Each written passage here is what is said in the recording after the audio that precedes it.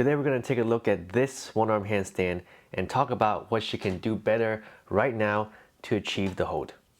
I think she's so close, but a few technical tweaks here and there is just going to make a world of a difference. And the person in this video today, Kennedy, is actually somebody that I met during a workshop about 2 years ago here in New York City. I believe she's going to NECA, which is a circus school up in Vermont. So definitely super excited to have somebody that I know for real submit videos for this channel. But before we break it down, please hit that like button on this video and subscribe to my channel. All right, let's start and let's just make this a little bit bigger and let's move it to the center. Okay, and let's press play. All right.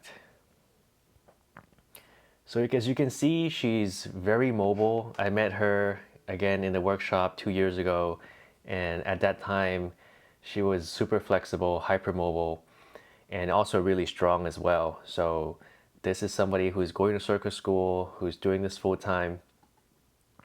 So she has a lot of potential, and you can see her straddle line is completely flat.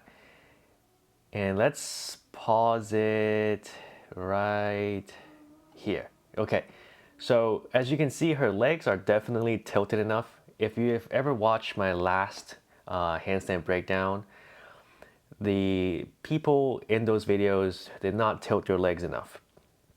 And this is not the case here. She's definitely tilting her legs quite a lot, but as you can see, the handstand did not last long here. So let's rewind and see what went wrong. So as you can see, she's shifting her weight to the right arm, but really it's only the legs tilting. If you look at her torso, if you look at her hips, there's really not a lot of weight tilting there.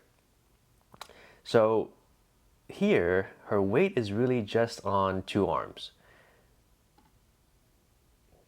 And how do we know that? First, just by looking at the torso, you can see. And when she lifts her arm, she immediately falls back onto two arms. So that's like a clear indication that she was on two arms in terms of her weight. And once you lift the arm, you basically know right away because you just went back on two arms. So people watching at home, if this is also what's happening to you, then this is a sign of what to fix. So what you really want to do here, Kennedy, is first of all, I would go on the fingertips first, because the fingertips is a good setup for you to have your weight centered on the right arm. And then when you lift your hand, the drop off or the change, the contrast will not be so big, because right now you're on basically both hands flat on the canes. And then when you lift the left arm, nothing changed before that. So I would like to see you go on the fingertips, because that will make the transition a lot more clear and easier. And also push and extend the right arm along with the rest of the body more. Right now, the whole body is still on basically same as the two arm position, like here and here, we're basically very identical. So you want to push and elongate your entire body upwards, starting with the right shoulder, and then you want to lift the hips, and then you want to lift the legs as well. A little bit higher, or a lot higher I should say, so that way the weight is really, really obvious on the right arm instead on just the on both arms. Okay, so let's take a look on the left side. Let's just play it once first, and then we can rewind and go over it again. So left arm, there's more lift here. There's definitely more lift, and the weight is definitely on the left side more. And you managed to get, a few seconds there. I think there was like 4 or 5 seconds. But also here, we can also see some room for improvement. So as you can see, if you compare the shoulder position here, if you just put a dot here, your shoulder should stay exactly at that spot. The entire time, doesn't matter on one arm or two arms. Now, when you shift your weight more and more to the left, you see the shoulder also collapse to the outside. So the shoulder should not collapse to the outside. It should stay right in the middle, have your arm perpendicular to the floor, 12 to 6. Right now it's like 6 o'clock to 12:30. So, but the good news is on this side, on the left arm, you can definitely see that you're pushing a lot more and you're lifting everything up along with that push more, which was a thing that was missing on the right side. So let's keep playing. So here, you can see you're balancing on the left arm. Even though the left arm is a little bit collapsed, you're still able to balance there because you're using some of the weight on the right arm here, the free arm, to counterbalance. And your legs, the straddle, the openness of your straddle really helps here because the more open your legs are, the more you can straddle, the easier you can kind of find that in between, that balance in the middle. If your legs are really high up, it would make it a lot harder. So flexibility really helps here. But let's take a look at it again. So let's take a look at the right side here and how you're just kind of really hanging on the two arm, but the legs are on one arm, but the upper body is still on one arm. Versus the left side, which is a lot more lifted. See, this position right here, if you just bring the left arm, the left shoulder closer to your head, closer towards the middle, you could probably hold this for a lot longer, maybe 10 seconds. Because this is a really good position here. And one other thing that I would also do if I were you is just to move your head between your arms more. Right now you can see kind of your head is sticking out a little bit. I would just bring it between so everything kind of goes back into the center instead of creating extra angles. All right, she has another video, and I think this video is just a side profile view.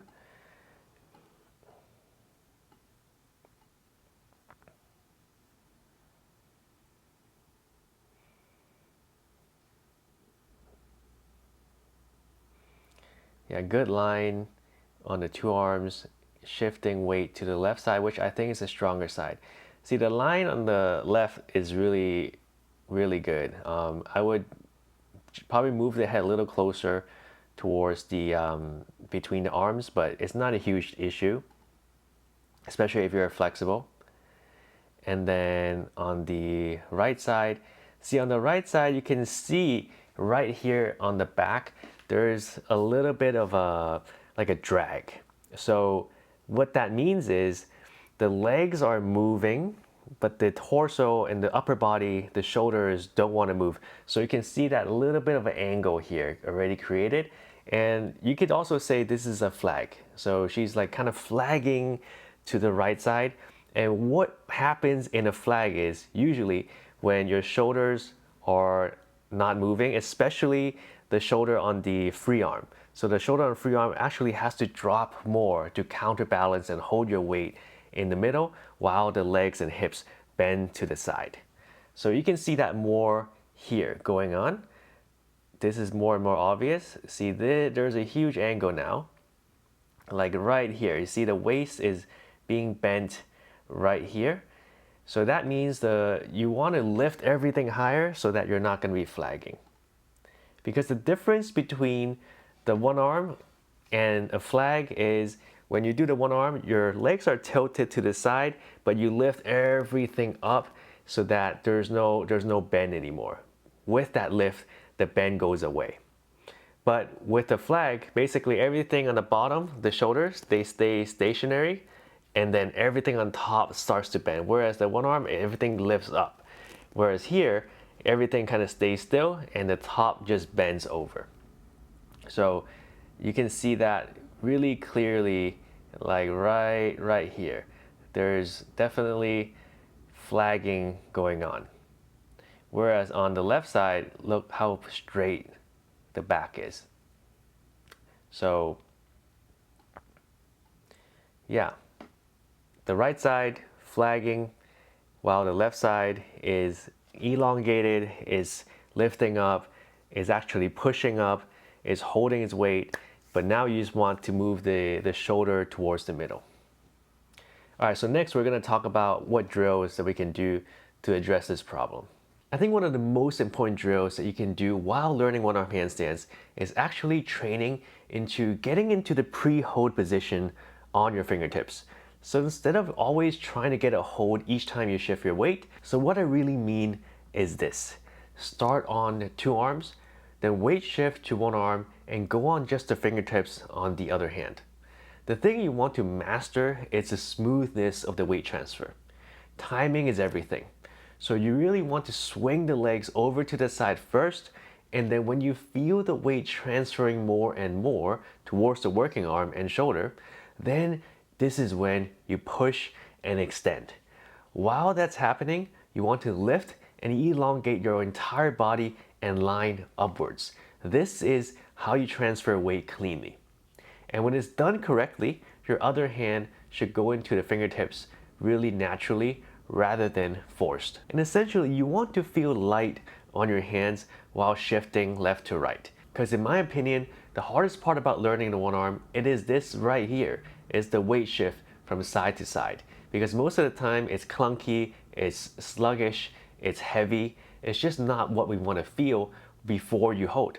Once you feel free and light shifting your weight, then the hold shouldn't be too far away. And judging by this video, Kennedy, your left arm definitely looks ready. You just want to shift your weight to the left side without too much trouble, feeling light, and the hold should be pretty ready for you to take. So let me know what you guys think. At least for Kennedy, I think this very drill will be the thing that will take you one step closer towards the one-arm handstand. But I think generally speaking, this drill is great for anybody learning the one-arm handstand because this is what helped me the most towards getting my holds. Not really focusing on the holds too much, but focusing on the smoothness and lightness to the entry, and then the holds will just present itself to you once you have this step in your body. Don't forget to subscribe to my channel and hit that like button on this video. If you guys also want to get your handstand checked out, send me a video either via YouTube or Instagram. Any way you can get me the video would be good. Until next time, bye bye.